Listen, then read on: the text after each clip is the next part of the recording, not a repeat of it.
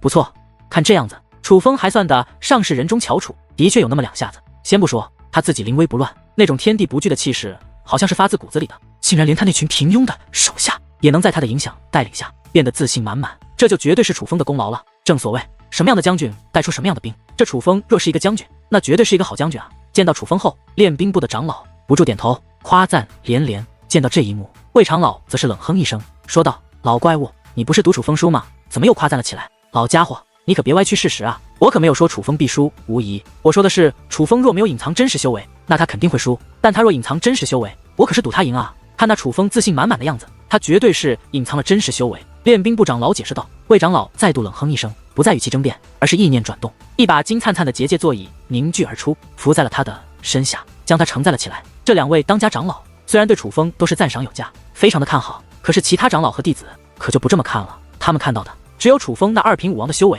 很少有人想到楚风是否隐藏了修为，所以在他们来看，楚风多半是必输无疑的。此时此刻，议论纷纷，各种话语响彻不断，但其中大部分的却都是贬低楚风如何桀骜不驯、自大猖狂、班门弄斧，今日必将凶多吉少等话题。楚风、雷耀，3日前你二人约定生死一战，今日可还算数？就在这时，谢长老站了出来，高声说道：“算数！”楚风与雷耀一同回道：“签下生死状，今日一战，是生是死，就全凭你们自己。”谢长老大手一挥，两道光芒自其袖袍飞出，分别飘到了楚风与雷耀的面前。那是两道结界阵法，只要将手掌按到上面，便算签下了生死状。雷耀毫不犹豫地将自己的手掌按了下去，在那结界阵法上留下了自己的掌印。楚风，我还是劝你，还是不要签着生死状为好，否则等下你这条小命可就不是你自己的了，而是我的。那个时候，就算你跪地求饶，叫我祖宗，我也绝对不会饶过，放你一马的，因为一切都是你自找的。在签下生死状后，雷耀讽刺地说道，他把话说得很大声，并且话语之中带着讥讽的笑意。他这是激将法，再明显不过的激将法，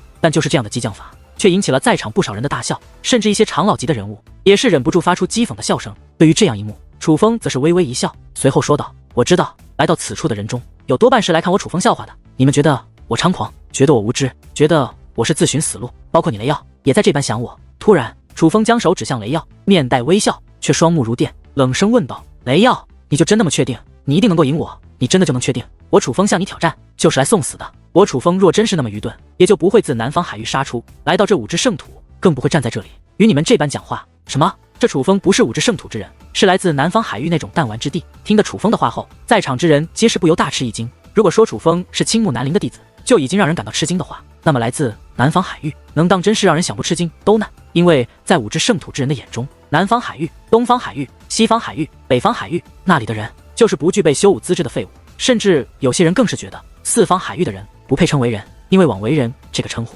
若是四方海域的人称呼为人，只会拉低他们的水平。但是这楚风不管如何，已经展现出了天才的水准。这个时候，楚风告诉他们，他是来自南方海域的人，人们当真是惊得目瞪口呆，有些分寸大乱。而看着那一个个瞠目结舌、眼睛瞪得比牛还大的众人，楚风则是冷然一笑，说道：“你们看不起别人，把比你们弱的人视为废物，然而你们能欺负的却只有比你们弱的人，你们做不到的事，就觉得他人也做不到，自然而然就觉得想做这种事的是无知，是蠢货，是智障。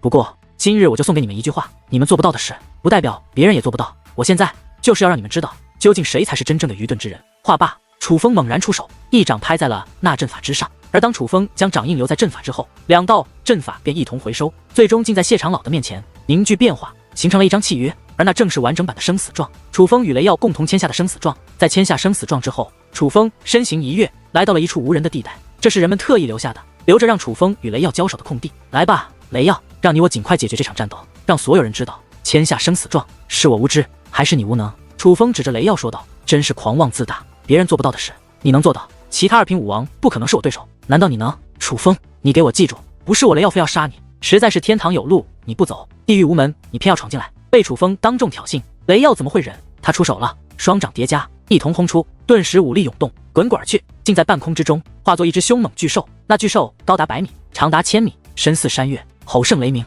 最重要的是它蕴含的能量，足以将一座山脉轰成平底，将一片海洋炸得干枯。这并非寻常的攻击手段，而是一种武技。雷耀的出手虽然没有全力，但也绝非随意一击，他是想要一击制胜，直接将楚风轰成飞灰。事实上，不只是他，几乎在场的很多人都觉得他这一击能够将打得飞灰烟灭，但却少有人注意到楚风嘴角那抹期待已经的笑意。那抹笑意叫做正合我意。突然，武技的怒吼以及震天的轰鸣一同响起，贯彻天地。而与此同时，那武技巨兽的庞大身躯也是在此刻四分五裂，化作了凶猛而残暴的能量涟漪，涟漪爆发，肆虐天地。若不是有长老早就布置好了结界，将那涟漪阻挡开来，那涟漪射入人海之中，定会造成不小的伤亡。而看着那肆虐的能量涟漪，除了部分长老和弟子之外，大部分的脸上都涌现出意料之中却又颇感无趣的情绪。在他们看来，那样凶猛的能量涟漪彻底爆发，莫说2品武王，就算寻常的6品武王也无法抵挡。楚风多半已经化为飞灰葬身其中，这场生死战已然落幕。虽说对于这样一幕，很多人都是早有预料，但是想到大老远的来到此处，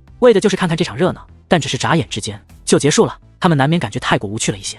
雷耀，身为6品武王，你就只有这么一点本事吗？然而就在大部分人都觉得楚风已经丧命之际，一道声音却突然自那滚滚翻腾、如狼似虎的能量涟漪之中传来。这是听到这个声音，在场的许多人皆是眼前一亮，面容大变，因为那个声音不正是楚风的声音吗？莫非楚风没死？就在众人产生疑问之际，那凶猛的能量涟漪竟从内向外翻滚，犹如打开了一道通往鬼门关的大门一般，形成了一个出口。而这一刻，一道身影也正自那出口浮现而出，缓缓行来。那个人正是楚风，只不过此刻的楚风与先前已是完全不同。他浑身上下雷光闪烁，不仅穿着一件雷霆铠甲，身后还有着一对巨大的雷霆羽翼，霸气非凡，气势逼人。最主要的是，此时此刻，楚风的气息已经完全变化，不再是2品武王，而是一位4品武王。他自那能量涟漪深处一步一步的走来，不像是一个人，而像是一个雷霆所化的死神，连那能量涟漪都要退避，不敢与其正面抗衡，因为畏惧这是楚风。这个家伙做了什么？见到此刻的楚风，几乎在场的所有人都是神情大变，无论长老弟子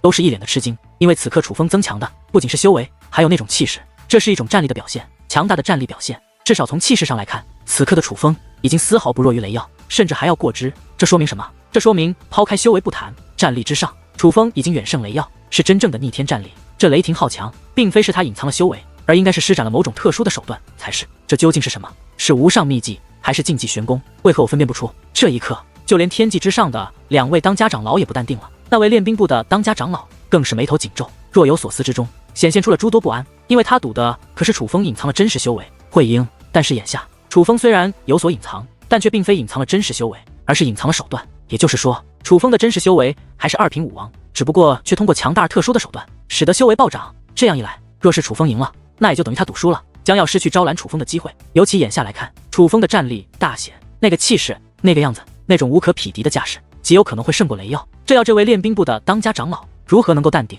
老怪物，看来你这次是失算了呀！楚风隐藏的不是修为，而是手段。不过有人失意，有人得意，此刻魏长老便是得意的一方，那可未必。4品武王战6品仍有很大难度，若是这楚风输了，那依然是我赢。练兵部长老说道。楚风输，那岂不是等于楚风死？老怪物，做人莫要这般无情，总不能因为你自己的欲望，就希望人家楚风去死啊！魏长老说道。楚风死，有老夫在这里，谁敢让楚风死？练兵部长老冷哼一声，眼中涌现出浓郁的霸气，虽然并未明说，但话中之意已是不言而喻。而听得此话，魏长老也是淡然一笑，不再理论，而是将目光投向下方，聚集在楚风身上，眼中充满了期待之色。原来是隐藏了实力，可这又如何？你真以为4品武王就能与我抗衡不成？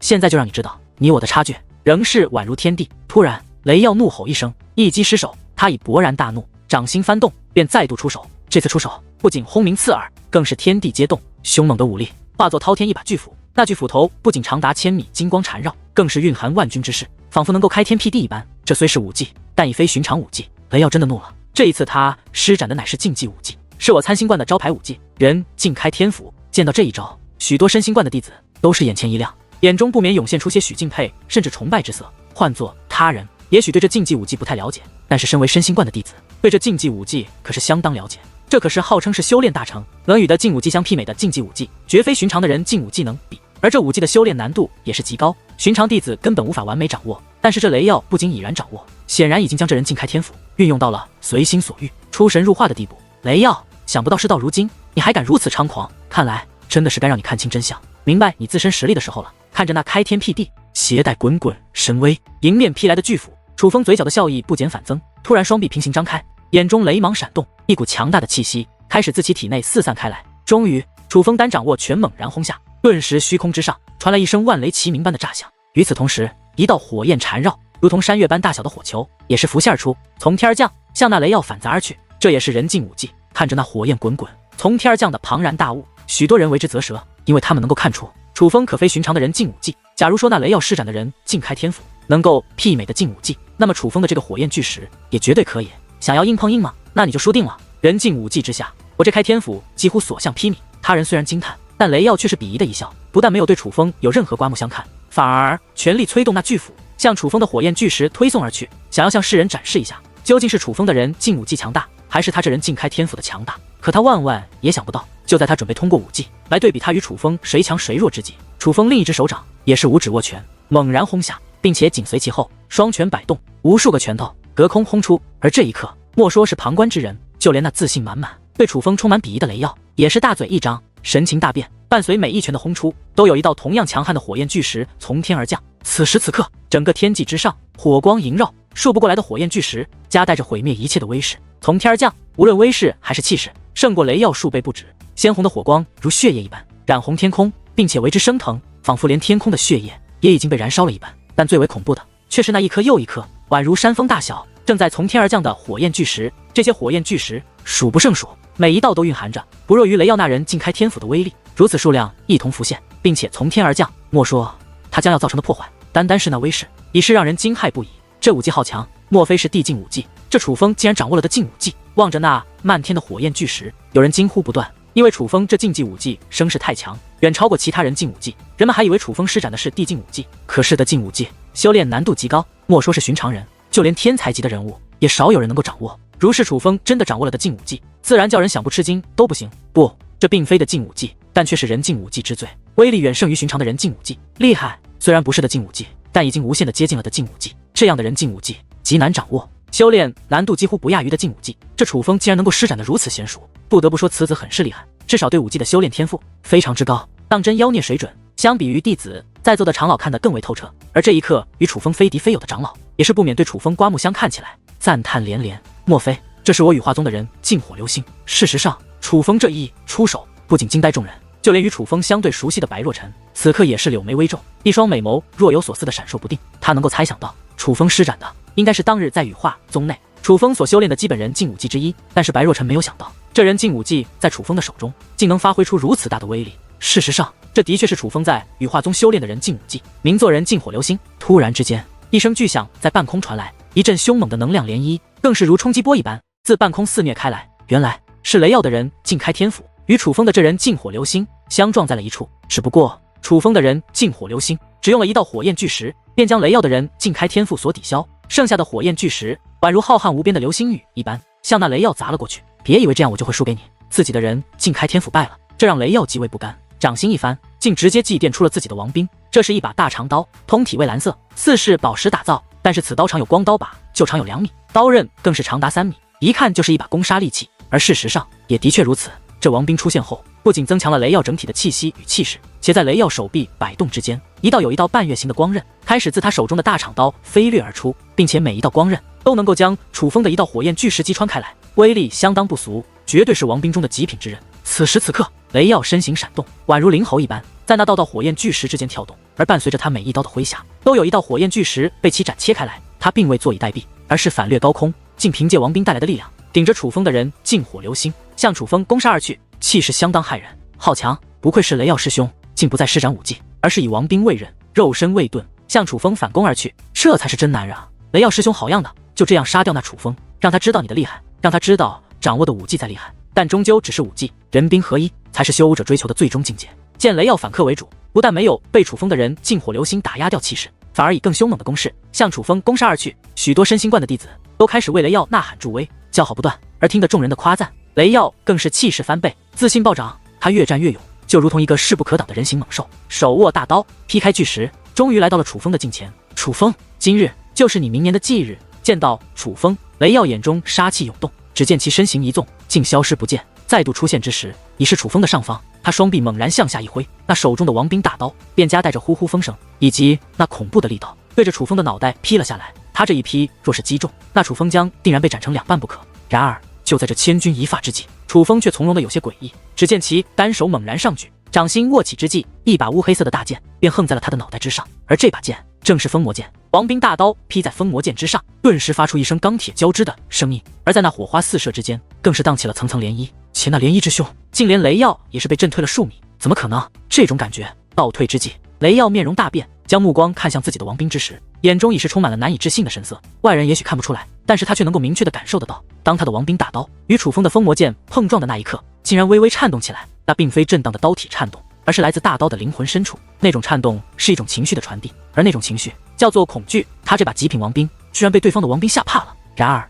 就在雷耀感觉不可思议却又莫名不安之际，他的眼前突然雷芒闪烁，无数道雷蛇夹带着多种颜色向他袭击而来。当他反应过来之时，才惊愕地发现那是楚风。此刻的楚风身上的雷霆铠甲散发着道道雷霆以及阵阵嘶鸣，身后的雷霆羽翼摆动，更是增进了他那鬼魅一样的速度。最主要的是，楚风手中那令雷耀王兵感到恐惧的封魔剑已经向雷耀反砍而来。不过此时此刻，最让雷耀惊恐不定的却是楚风的嘴角，那是一抹笑意，一抹胸有成竹却略带残忍的笑意。之前雷耀看不懂这个笑意，甚至还曾讥讽过楚风愚蠢无知，大难临头竟然还笑得出来。而这一刻他终于看懂了，可是他却已然后悔莫及。糟了！雷耀面如死灰，脱口而出：天际之上。楚风与雷耀各持万兵，刀光剑影之间，二人激烈的交战在了一处。两位都是顶尖天才，至少如今在这青木山的核心地带都算是有着一些名号的人物。他们二人手持王兵，硬碰硬的交锋，寒芒四射，涟漪肆虐，说是天昏地暗也不为过。那种激烈的程度自然是让人感到惊心动魄，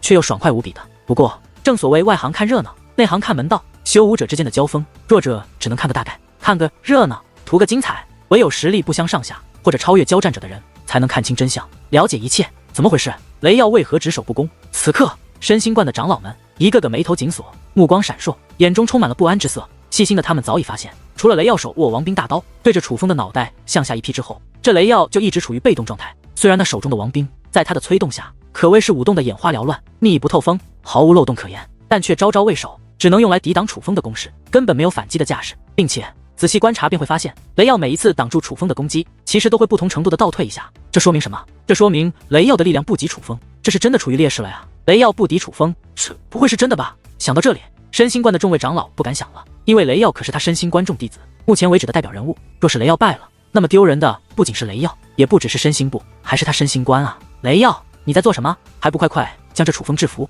雷耀，不要掉以轻心，不要再闹了，快使用全力将这楚风斩杀，结束这场本不该持续的战斗吧。心惊之余，有些长老开始暗中传音，催促雷耀快速击败楚风，害怕雷耀真的输给楚风。可是听了那些长老的暗中传音之后，雷耀的脸色顿时变得铁青，一层又一层冷汗难以抑制地渗透了全身。因为他之所以被动，他自己最为清楚，并非他隐藏实力，更不是他要戏耍楚风，而是他真的不敌楚风啊。此时此刻他已是难以自保，叫他斩杀楚风，那根本是痴人说梦。现在他一直在考虑的已经不再是如何羞辱楚风，更不是如何击败楚风，而是如何才能保住自己的这条小命。毕竟这是一场生死之战啊。可是他又不敢对那些长老说实话，不敢说自己不是楚风的对手，所以他纠结极了，害怕坏了，被形势逼得走投无路，却又毫无办法。然而就在雷耀陷入慌乱之际，楚风突然手腕一抖，那手中的封魔大剑便化作一缕黑光，突破雷耀的防线。只听扑哧一声，天上地下一片吃惊，看着天际上的一幕，几乎在场的所有人都是神情大变，随后目瞪口呆，忍不住的一声倒吸了一口凉气。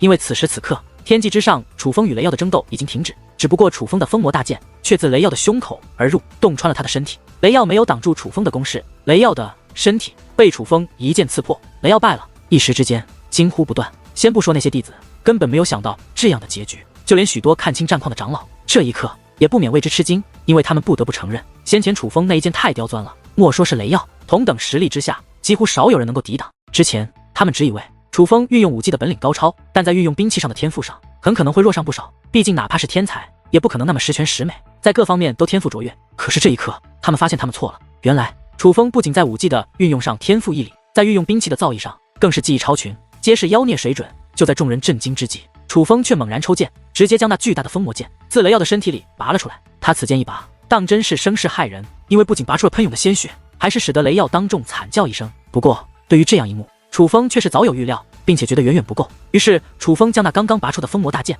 直接架在了雷耀的脖颈之上，猛然下压之间，强大的力量落在雷耀的左肩，他无法承受，竟直接半跪于半空之中，同时也跪在了楚风的面前。看到这一幕，本就吃惊的众人脸色再度一变。如果说先前楚风的那一击他们还有所怀疑，那么这一刻楚风已经用行动打消了所有人的疑虑。羞辱，赤裸裸的羞辱。这一战是楚风胜，雷耀败，不管人们有多难以接受，不管人们有多震惊，但这就是事实。楚风的确凭借2品武王的修为击败了6品武王的雷耀，这就是事实。雷耀，现在你应该知道是谁愚蠢，是谁无知了吧？突然楚风开口问道。听得此话，莫说是那雷耀，几乎在场的许多人都是身躯一颤，嘴角忍不住抽搐起来。因为他们不由得想起了楚风在与雷耀交战之前所说的话。那个时候，所有人都觉得楚风向雷耀挑战是无知，是愚蠢，是狂妄自大，是目中无人，甚至有人觉得楚风压根就是傻逼一个，根本搞不清状况。可是楚风却用行动告诉了他们真相，让他们知道究竟是谁无知，究竟是谁愚蠢。真正愚蠢的不仅仅是雷耀，还有那些此战之前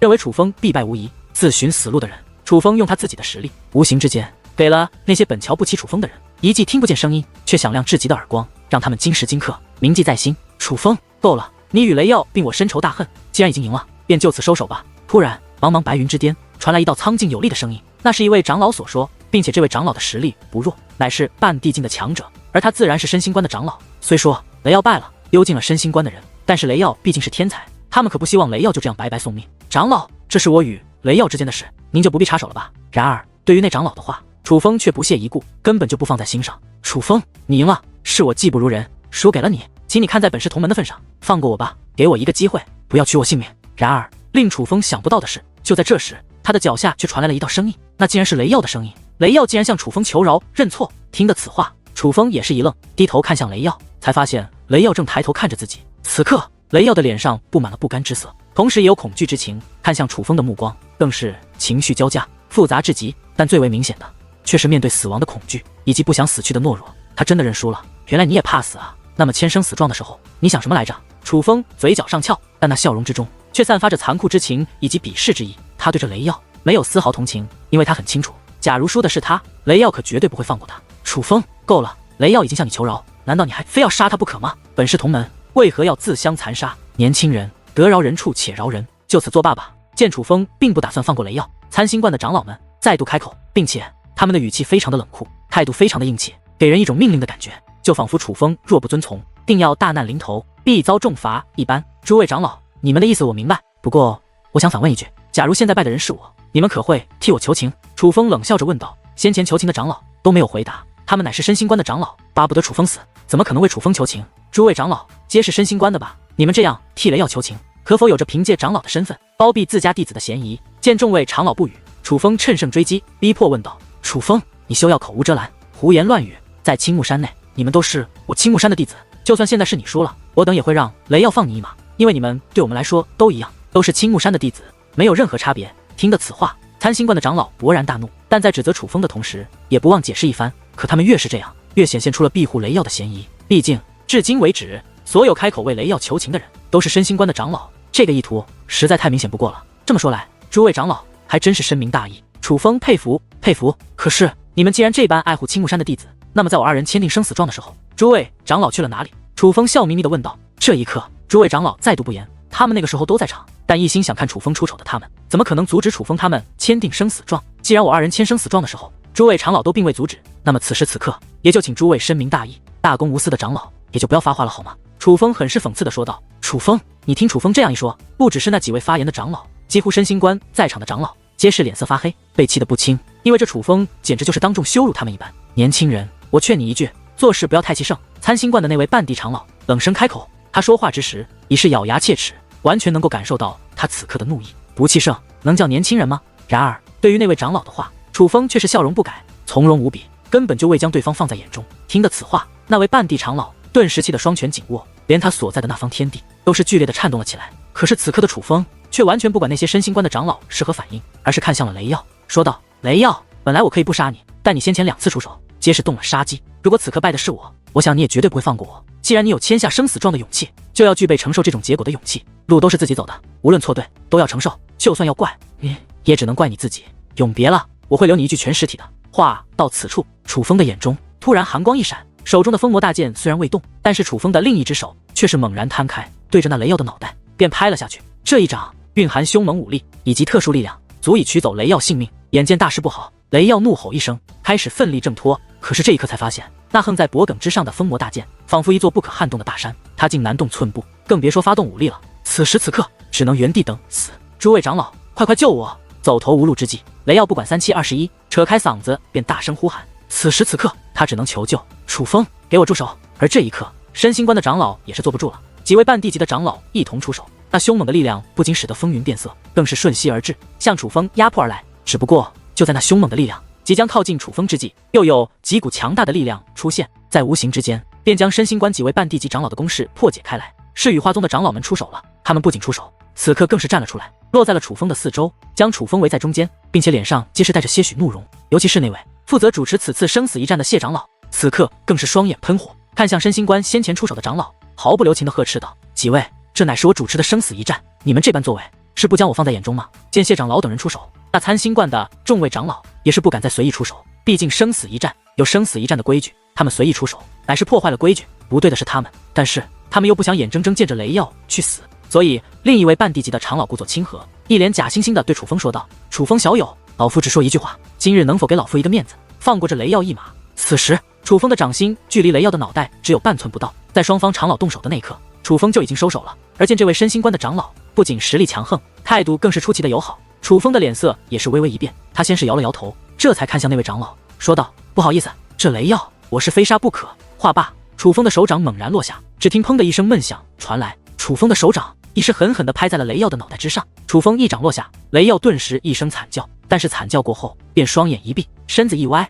失去了御空的能力，从天降掉了下去。雷耀师兄！而见到这一幕，申星部的众位成员皆是大声呼喊，因为他们能够感觉到，虽然雷耀此刻身体完整，但是却已气息全无，他已经死了，被楚风那一掌给拍死了。楚风，你个畜生！这一刻，许多申星部的成员飞身而起，而袁清更是直接将雷耀的尸体接了下来。可是当接到雷耀的尸体时，他们却更是愤怒的咬牙切齿，一双双眼睛之中释放出浓郁的杀意。别看楚风留给了雷耀一具全尸，但实际上却将他的内在吞噬，莫说神识留下一点残渣，就连本源也吞噬得干干净净。这雷耀可谓是死得彻彻底底。楚风，你简直不是人！就算生死战你赢了，你可以杀了雷耀师兄，但你为何要吞噬他的本源？你还有没有一点同门之情？将雷耀的尸体平稳放好后，袁清猛然站起身来，指着楚风破口大骂：“什么？楚风不止杀了雷耀，竟还炼化了雷耀的本源！”袁清的声音响亮无比，方圆数里之内皆能听到。得知此事之后，许多人都是忍不住倒吸一口凉气，因为楚风这事做的的确太绝了一些。虽说签了生死状，败者生死，可由胜者定，但是将对方本源也炼化，着实太过无情。不过除了申星关的人愤怒外，其他人只是惊叹，甚至是忌惮。他们惊叹于楚风的胆识，敢想敢做，简直胆大包天；忌惮于楚风做事的狠劲。事到如今，楚风的所作所为不仅处处充斥着胆大妄为，更是处处充斥着天不怕地不怕的狠劲。这样的楚风自然叫许多人为之忌惮，心中暗下决心，除非逼不得已，否则还是不与楚风结仇为妙，因为这样的对手实在是太可怕了。楚风，你真是畜生！你不放过雷耀师兄也就算了，竟然还炼化他本源，难道你真的就不念一点同门之情吗？虽然围观之人只是惊叹，但参星观的弟子可就不甘了，越来越多的人站出来斥责楚风。同门之情，你们唬我呀！他雷耀只是龙虎部去践踏我修罗部的时候，可有想过同门之情？他口口声声要斩杀我的时候，可想过同门之情？跟我谈同门之情，你们这种人也配吗？楚风冷哼一声，看向申星观众弟子的眼中充满了不屑之色，布满了鄙视之意。畜生，你真是一个畜生！不仅下手无情，还敢血口喷人，诬陷我雷耀师兄！我就没见过你这样的人，你这种人不配做青木山的弟子。我恳求长老将楚风赶出青木山，这样的人做同门实在是太可怕了。这根本就不是同门，这就是一个畜生！我不屑与这样的人为伍，恳求长老严惩楚风，将他驱赶出青木山。袁清高举拳头，大声呼道：“对，楚风丧尽天良，猪狗不如，我们不屑与这样的人为伍，恳请长老严惩楚风，将他驱赶出青木山。不，这样的人只是剥夺他青木山弟子的称号，简直是便宜了他，应该杀了他才是。”袁清此话一出，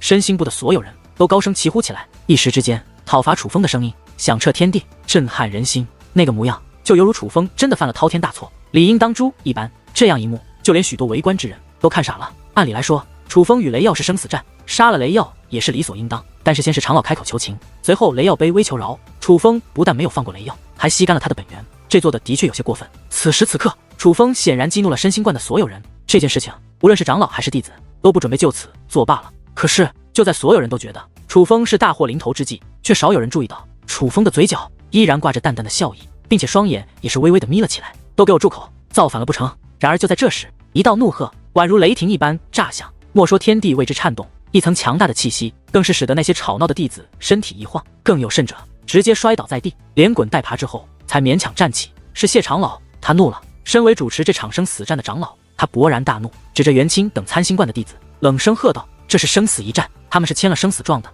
楚风胜了就具备处置雷耀的权利，无论是斩杀雷耀还是炼化雷耀本源，这都是合情合理，岂容你们再次放肆？”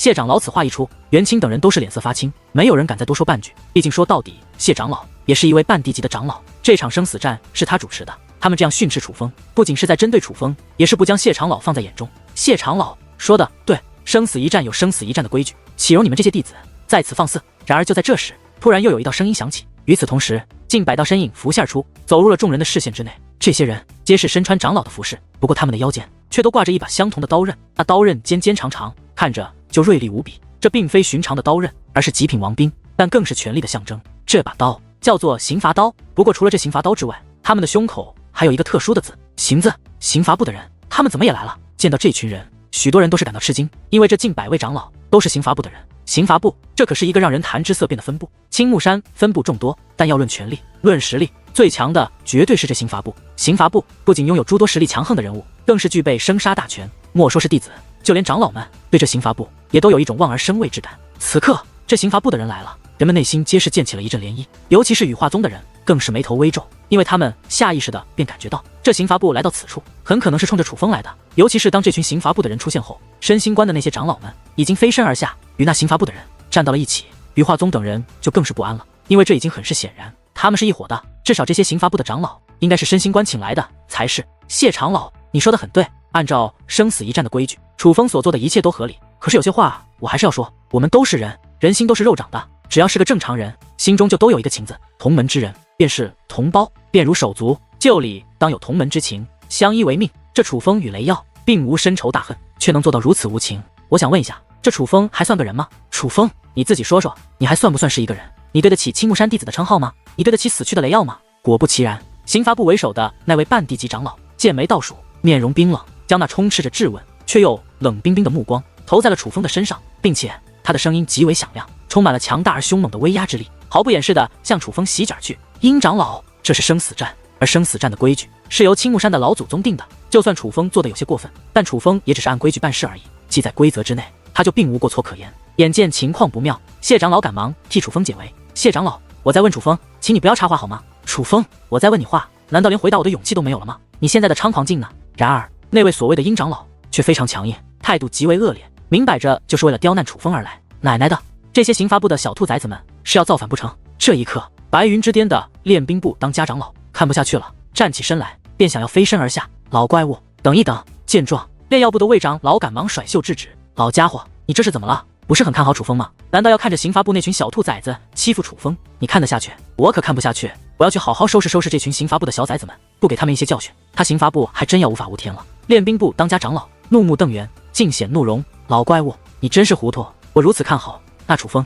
怎么会愿意看到楚风被欺负？只是你仔细看看楚风，哪怕是刑罚部那群小兔崽子，兴师动众的来了，他可有皱一下眉头。魏长老指着下方的楚风说道。此刻的楚风的确面色不改，尽显从容，甚至从容的有些过分，因为他的嘴角始终挂着那么淡淡的笑意。不得不说，此时此刻，此情此景，他嘴角的那么笑意，当真是让痛恨楚风的人怨恨无比。这小子怎么回事？难道他不知道什么叫做害怕吗？见到这一幕，练兵部的当家长老也是倍感吃惊。不，我想是楚风能够应对眼前的这种情况才是，所以我们先不要插手，不妨看看楚风他怎么解决眼下的危机。魏长老说道。好，我也想看看这小子到底还有什么手段，竟能如此自信，这样临危不惧。这一刻，练兵部的当家长老也是坐了下来，且再度看向楚风的目光之中，不免多出了几分期待之色。这位长老，你问我楚风是不是人，我倒是想问问你，是不是在你眼中，所有签订生死状、进行生死战的，就都不是人？那么这生死一战，是不是就不应该存在呢？楚风从容地说道。签订生死状者，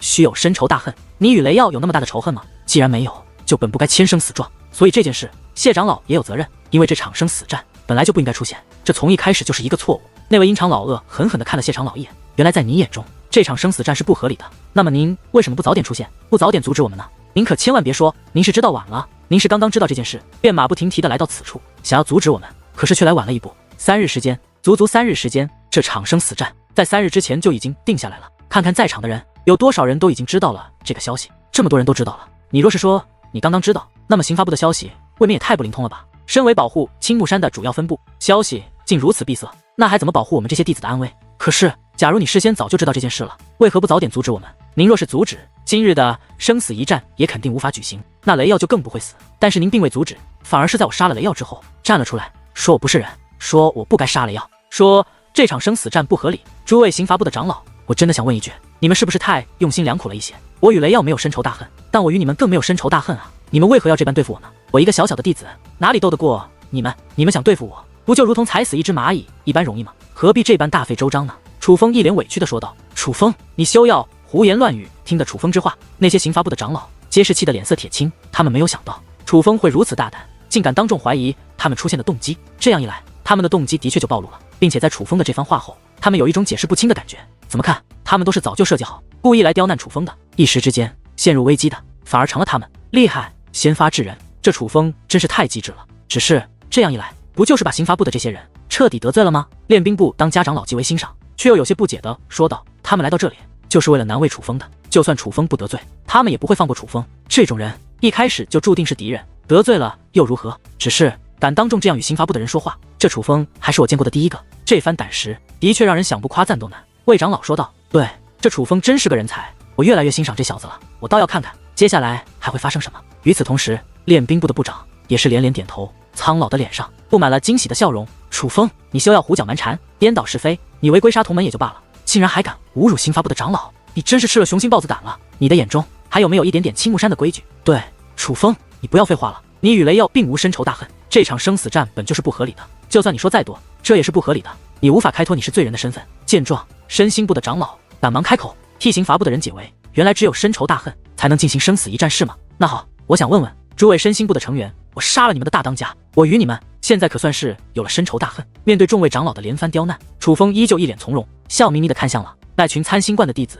你杀了我雷耀师兄，我恨不得将你碎尸万段，只是碍于同门之情，我不能这么做罢了。对，楚风，你应该庆幸你是青木山的弟子，否则我等早就将你碎尸万段，挫骨扬灰100次了。不，100次都无法化解我们对你的憎恨，要100万次、1000万次。身心部的众位成员恶狠狠地说道，一个个咬牙切齿，当真是对楚风恨之入骨。毕竟楚风击败了雷耀，不仅是雷耀的耻辱，更是身心部的耻辱，是他身心部所有成员的耻辱。楚风让他们当众受辱，他们怎么可能对楚风不恨？别啊，别拿什么同门之情，什么青木门规说话。既然咱们已有深仇大恨，你们又对我恨之入骨，那就别把仇怨憋心里啊。先不说容易把你们憋坏了，其实你们想报仇也很简单啊，与我进行生死一战不就得了？来啊，谁想替你们雷耀师兄报仇，尽管来，我楚风就在这等着，现在就可以与你们签订生死状，给你们报仇的机会。楚风面带微笑，高声说道。听得此话，所有身心部的成员都是脸色铁青，甚至不由向后倒退一步，默默地低下了头。先前咒骂楚风的人，此刻都赶紧闭上了嘴巴，甚至不敢再与楚风对视。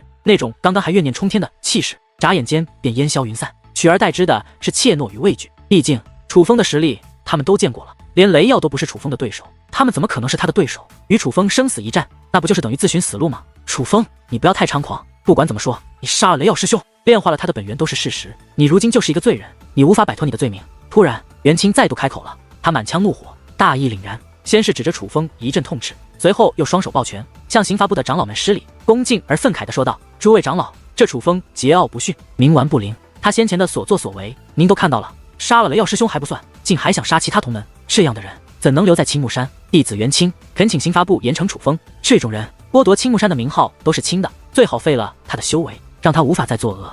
还真是一番大义凛然的话。袁清，你这是有多恨我呀？把我驱赶出青木山还不算，还想把我的修为也给废掉。你既然这么恨我，也别难为诸位长老了，你直接动手不就得了？这多简单啊！来吧，与我生死一战，我给你杀我的机会。楚风对袁清说道。楚风，我不会和你交手的，更不会与你生死一战，因为我不屑与你这样的人交手，我怕杀你，脏了我的手。袁清一字一句地说着，却清晰明确地拒绝了楚风的挑衅。他虽然高傲，但却也不傻，尽管痛恨楚风，但现在他也很清楚自己不可能是楚风的对手，所以自然不会与楚风交手。他只是想利用刑罚部来根除楚风而已。不错，理由找得很好，简直是让人想不信服都不行。我楚风是人渣，你袁清是英雄，英雄不愿替黎民百姓除掉人渣，只因怕脏了自己的手，这是多么好的理由啊！这是多么为他人着想，多么无私，多么伟大的人啊！不过袁清，我可不可以换一个理解方式？其实你说了这么多，无非是害怕而已，你根本就不敢与我交手，因为你很清楚你不是我的对手，你发自内心的惧怕于我。我说的对不对啊？触发了远古仙真的大天才。楚风笑眯眯地说着，但是每字每句都将袁清贬低的不行。对啊，袁清可是触发了远古仙真，夺得了帅气的妖孽级天才，而且楚风的真实修为只是2品武王，可袁清是3品武王，于情于理，袁清都要强于楚风才是。袁清想要报仇，直接与楚风生死一战，斩杀掉楚风不就好了吗？楚风此话一出，人群顿时沸腾起来，各种言论议论纷纷。楚风，你真是狂妄自大，袁清师弟乃是真正的天才，强你100倍，怎么可能怕你？就是袁清师弟，不要再与他废话了，与他生死一战，然后将他碎尸万段，替雷耀师兄报仇吧。对，元清师弟出手吧，对楚风这种畜生根本不用念及同门之情，好好教训一下他，让他知道什么叫做天高地厚。此时此刻，就连身心部的弟子们也是开始呼吁元清出手，想让元清教训楚风。毕竟在他们心中，元清真的是妖孽级天才，是他们引以为傲的招牌。元清啊，不必再隐忍了，楚风胜了雷耀，等于打了我参星观的脸面，砸了身心部的招牌。身为身心观的弟子，这个场子理当由你找回来。去吧，让所有人见识一下你的实力。事实上，不只是弟子，就连身心观的长老们都开始暗中传音，鼓动元清出手，帮他身心观找回场子。这一刻，面对来自四面八方明着暗着的各种声音，元清的脸是彻底绿了，被逼得满头大汗，嘴唇不断抽搐。他真是想不到楚风会用这样一招来逼迫他出手，这显然是无形之间他落入了楚风的圈套啊！诸位师兄师姐，其实我也很想与这楚风生死战，亲手替雷耀师兄报仇，可是我元清是人，我不是楚风这样的畜生，身为同门，我真是无法做到不念同门之情，所以这件事还是由刑罚部的长老们做主吧。我相信长老们处事公正，会给我们一个合理的答复。元清清楚自身原因，死也不肯与楚风交手，但又不能明说，所以他故作镇定，以冠冕堂皇的理由再度拒绝与楚风交手。听得元清之话，现场唏嘘一片。也许刚听到元清的这些理由，他们还感觉元清非常正义，但是现在再听，的确像是借口。元清感受到众人的不待见，内心的压力越来越大。此时此刻，他心中那叫一个恨啊！他在想，楚风怎么就这么自信，坚信自己不是他的对手，非要逼着自己出战？这楚风怎么就这么阴险，竟然几句话的功夫调动了所有人都情绪，让所有人一起来逼自己出战。此时此刻，他真是悔的肠子都青了。想他元清阴险了一辈子，本想借此机会落水下石，让楚风永不翻身，死的不能再死，却想不到这楚风比他还阴险，眨眼之间便将他逼入了绝地。但他清楚自己的战力，也了解了楚风的实力，考虑到彼此的差距，那是坚决不能应战，哪怕他的声誉有所损毁，此次也不会与楚风交手。内心下定决心，元清咬了咬牙，决定不管楚风说什么，不管别人说什么，他都不与楚风生死战，他才不会做自寻死路的傻事。元清，我知道你本性善良，天性随和，明明天赋异禀，实力超群，是个绝世天才，但却并不锋芒毕露，嚣张跋扈，不愿使用武力解决问题，是难得的心善之人。就在这时，那位刑罚部的殷长老也是开口了，他语气和善，却又字字凝重，对元清的态度非常好，可以看出他很是欣赏元清。不过元清啊，正所谓人善被人欺，马善被人骑，善良也要分对谁。这楚风桀骜不驯，目无尊卑，不仅藐视同门弟子，更是藐视我等长老。这样的人，你根本无需对他宽容忍让，否则你的忍让只会让他更加嚣张。楚风犯下了错误，我刑罚部理当处罚于他，但却还不至于将他驱逐出青木山，更不至于废掉他的修为。不过现在有一个机会，一个可以处置楚风的机会。他杀了雷耀，你身为身心观的弟子，与楚风已有深仇大恨，可以通过生死一战化解这段恩怨。所以元清，不要再忍让了，是时候展现你的实力了，拿出你触发远古仙真的风采，夺得帅气的风范，还有那绝世天才的实力，去与那楚风生死一战，来解决这场恩怨，替你的雷耀师兄报仇吧。今日老夫就破例亲自来主持这场生死一战，为的只是让你元清亲自为雷耀报仇，除掉楚风这个门中败类。刑罚部的殷长老满怀期望，并且字字如雷地说道，可以看出他非常希望元清能够杀掉楚风，并且他坚信元清具有这个能力。对，元清师弟能力越大，责任越大。我参星观的弟子之中，能够斩杀楚风，替雷耀师兄报仇的就只有你了。既然连刑罚长老都这么说了，你就不要再推辞，去好好教训一下那个楚风。见状，参星观的众弟子也是再度高呼起来。他们惧怕楚风，知道自己不是楚风的对手，可他们却觉得元清能够替他们出头，都觉得楚风就算再妖孽，也不可能是元清的对手。毕竟元清是触发了远古仙真的绝世妖孽，只要元清出手，楚风就必死无疑。长老，这一刻，元清真是彻底傻眼了。他怎么也想不到，竟然连刑罚部的殷长老也会逼他出手，这不是把他往死路里逼吗？这一刻，元清站在原地，面如死灰，已经说不出话来了，因为他不知道说些什么才能不与楚风交战。此时此刻，这乃是众望所归，几乎在场的每个人都想让他出手，让几乎没有回转的余地了。怎么回事？元清师弟怎么还不应答？你们快看，那个元清的脸色怎么变得这么难看，好像他的双手还在颤抖。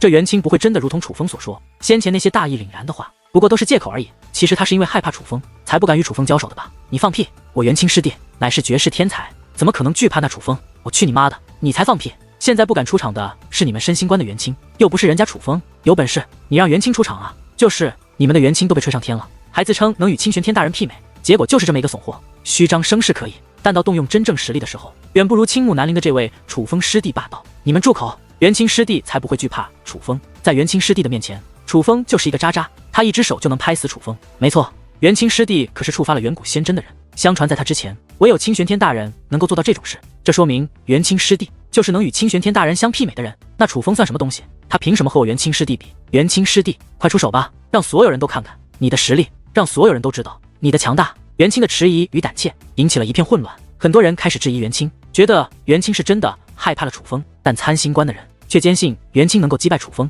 一时之间怒火交加，甚至有人争吵起来，场面陷入了快要失控的僵局，甚至有大打出手的架势。但这一刻，大部分人的目光还都锁定在元清的身上，他们期待元清的答复，不管是英雄还是狗熊，此刻都取决于元清。可是面对众人的目光，面对来自四面八方的质疑，甚至是争吵声，元清不仅浑身上下大汗淋漓，他的双腿已经开始发软，他真的是有些难以抵抗这种压力了。这一刻，元清真是后悔极了，他后悔自己爱慕虚荣，贪图便宜，早知道会这样，他当初就不冒领那些荣誉了。本想借着这些荣誉，让自己的修武道路飞黄腾达的他，怎么也想不到，这些荣誉反而成了将他推送到鬼门关的工具。然而就在这时，突然一阵疯狂的大笑打破了喧闹的僵局，一时之间，所有人都闭上了嘴。这方天地继续响彻的，便唯有那疯狂的笑声。是楚风，他笑什么？人们注意到是楚风在大笑，并且他笑得异常响亮，甚至有些怪异，且那笑容之中还充满了讽刺之意。那不仅仅是讽刺元清的事，而更像是楚风对在场所有人的讽刺。但是不得不承认，楚风这一笑使得他再度成为了全场瞩目的焦点，所有人的目光都投向了楚风。尤其是此时此刻，元清与楚风形成了一个鲜明的对比。元清脸色苍白，满头大汗，看着就像生病了一样，而楚风却是生龙活虎，气势盎然。这样的对比下，让更多的人觉得元清是虚有其表，而楚风才是真材实料。诸位，我想你们一定都很好奇这元清为何如此胆怯，不敢与我一战吧？其实如果你们想知道，不用非去问那元清，你们可以问我，我可以告诉你们答案。楚风突然收起笑声，眯起双眼看向众人，为了这一刻，他真是用心良苦，对于这一刻他更是期待已久。而今时今日，终于到了这一刻。楚风，你休要胡说八道！见状，申星关等人赶忙呵斥，不想让楚风进一步打击元清。参星关的人闭嘴，让楚风师弟说。对，楚风师弟，到底是怎么回事？你说啊，说吧，不管真的假的，你说出来给我们听听。但是除了申星关的人外，在场的其他弟子却都希望楚风说出来，并且那种呼喊声很快便盖过了申星关的声音。一时之间，这方天地能够听到的声音都是希望楚风宣布答案的声音。此刻，白若尘、龙晨毅，几乎在场的所有人都将目光凝视在楚风的身上，他们总觉得楚风接下来要说的话将要引起轩然大波。既然大家都这么想知道，那我也就不隐瞒了。其实这很简单，你们眼中的绝世天才，能与清玄天大人相媲美的妖孽级人物元清，其实根本就不是什么天才，而是一个废物，并且他不仅是一个废物，他更是一个卑鄙无耻、龌龊虚伪到了极致的小人。他触发远古仙针是假的，他夺得帅旗也是假的，他头上的所有荣誉都是假的，是从别人那里偷来的，是从别人那里盗来的。他没有真材实料，怎么敢与我交手？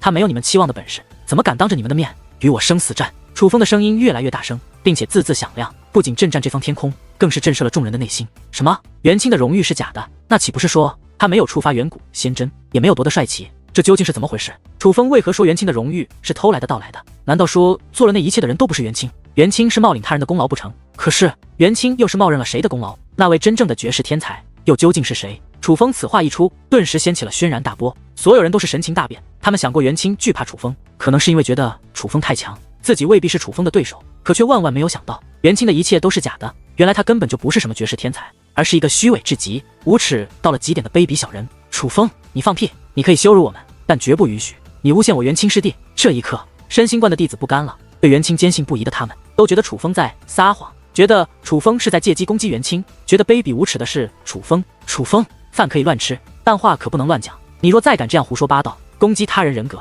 诋毁他人声誉，可就别怪我行长老之责，对你不客气了。事实上，这一刻不仅是申星关的弟子不甘了，就连申星关的长老们也都不甘了，尤其是那几位半地级的长老，此刻更是毫不掩饰地散发出他们的怒意。他们怒意冲天，使得头顶之上已是天昏地暗，甚至浮现道道雷鸣，那个声势非常的吓人，就犹如楚风再敢说元清的坏话，他们真的会对楚风动手一般。哈哈哈哈哈！然而面对这样的形势，楚风不但丝毫不惧，反而再度疯狂地大笑起来。他笑了好一阵，才突然收起笑容，剑眉倒数，目光变得极为凝重，看着申星关的诸位长老，高声问道：你们口口声声说我攻击元清人格，诋毁元清声誉，那我问你们一个问题，你们有谁亲眼见到元清触发了远古仙针？有人亲眼见到元清夺得了帅旗，你们只看到了结果，可有谁看到了这个过程？我们没人看到这个过程，可是结果已经说明了一切。无论是触发远古仙针，还是夺得帅旗，都是元清做的。对于这些，我们这些长老可以以人格担保，因为元清出自我申星关，我们了解他的为人，更相信他的为人。所以楚风，你最好不要再说诬陷元清的话，否则我们真的对你不客气了。申星观的当家长老愤怒地说道：好，非常好，好一个人格担保。既然连诸位长老都为元清担保了，那我倒是有一个问题想要问元清。元清，你既然夺得了帅旗，可是帅旗在哪里？据我所知，你的帅旗还没有兑换应得的奖励吧？既然没有兑换奖励，那帅旗肯定就还在你的身上。你可敢拿出来？楚风对袁清问道。对啊，袁清虽然夺得了帅旗，可是好像没人看他拿出过帅旗，他也没有到任务广场兑换过帅旗的奖励，帅旗到底在哪里？果不其然，楚风此话一出，让许多人联想到了他们都没见过袁清的帅旗，所以这使得许多人都开始怀疑袁清，越来越多的人开始质疑他这位天才的真实性。袁清把帅旗拿出来给他看看，让他心服口服，无话可说。身心观的长老高声说道：长老，我袁清被楚风逼上了绝路，此刻不止脸色苍白，满头大汗，浑身发抖，就连说话都开始磕磕巴巴，有些颤抖。而面对众人的质疑，他最终咬了咬牙，说道：帅旗被我弄丢了。什么？帅旗被弄丢了？听得此话，莫说其他人，就连那些身心观的长老们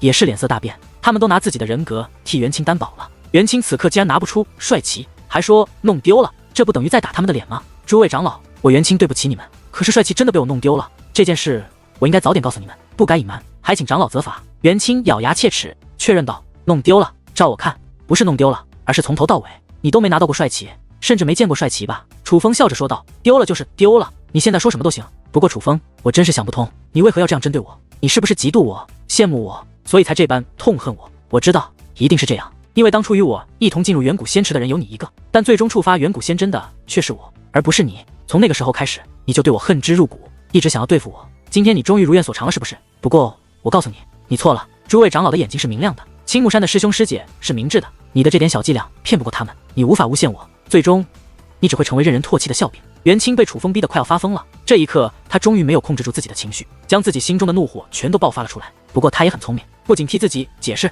反而狠狠地反咬了楚风一口。嫉妒你，羡慕你，袁清，你也未免太高看你了。你也不仔细看看，你身上有哪一点能值得我楚风嫉妒和羡慕？你哪一点有强过我？你说帅气丢了，那怎么丢的？丢在哪里了？你能说清楚吗？撒谎也要说明白点吧。楚风对于袁清的反咬似是早有预料，他一点也不生气，反而笑得很是灿烂，一切尽在楚风掌握之中。